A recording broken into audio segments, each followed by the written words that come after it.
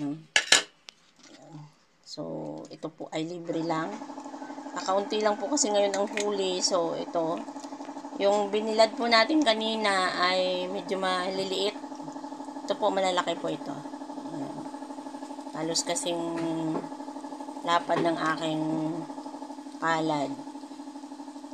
Kaya tayo mapalad at tayo nabigyan ng isda.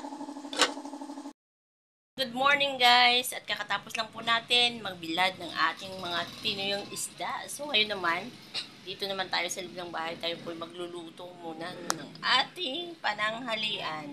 At magluluto po ako ngayon ng, may idea na po siguro kayo kung niluluto natin ngayon. Magluluto po tayo ngayon ng sinigang na hipon. Yan.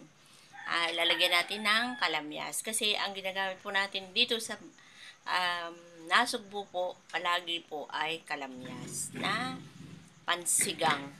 Hindi po kami nagamit minsan ng, may nagamit din ng Nor, pero, Nor. Hindi po to sponsor ng Nor. Pero maganda din po. Pag wala po talaga, yan. Yan po ang aming gagamitin po ay tuyong kalamyas. Saan ba yung tuyong kalamyas ko? Kunin ko.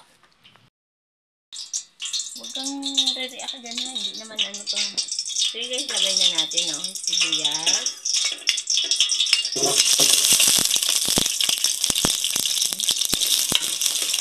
Isa muna natin ang mga gulay. Luya natin. Lalagay ako ng luya sa sinigang. Yung iba hindi. Ako naglalagay.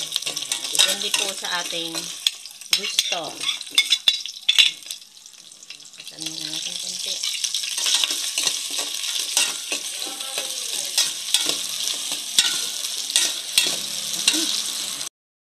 Hindi pa, mamaya. Ayun, ang gulay naman lalagay natin.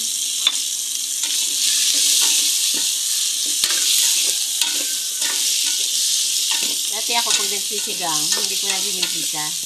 Kukulo lang ako ng tubig para iwas sa mantika. Kulo ng tubig, lalagay ang kamatis, sibuyas, doon na siya.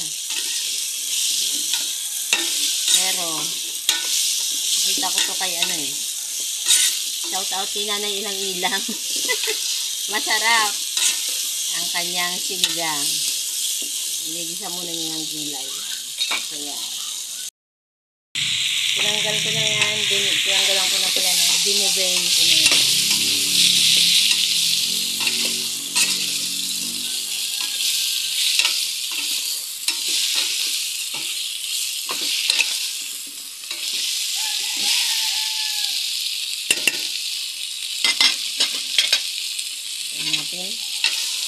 Isa lang natin konti.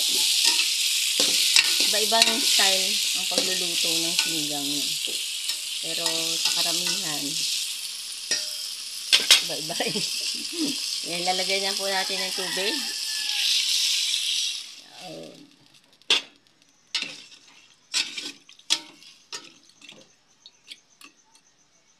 Medyo nasunog yung ating mapait po kasi yun. So, tinanggal ko na. Ating sibuyas. Tatakpan ko na muna for 5 minutes. So, yun guys. At ayan, nakalipas po mga 5 minutes. Yan. Hindi naman natin kailangang patagalin. So, yan pong nilagay ko na yan. Yan po ang kamyas na tuyo. Ayan. Yan na pong magsisilping pang asim po natin. At hindi na rin po ako maglalagay ng asin. Ang lalagay po natin ay dato puti, patis flavor. Ayun. Hindi po ito sponsor ng dato puti, pero lalagay po tayo ng patis. Ayan po. Bango na niya. So, yan. At pwede na po nating ilagay ang ating pong isang sakong kangkong. Isang sakong kangkong po yan. Yan. Lagay pa natin dyan. At ating pong takpang muli. For mga 3 minutes. Babalikan po natin.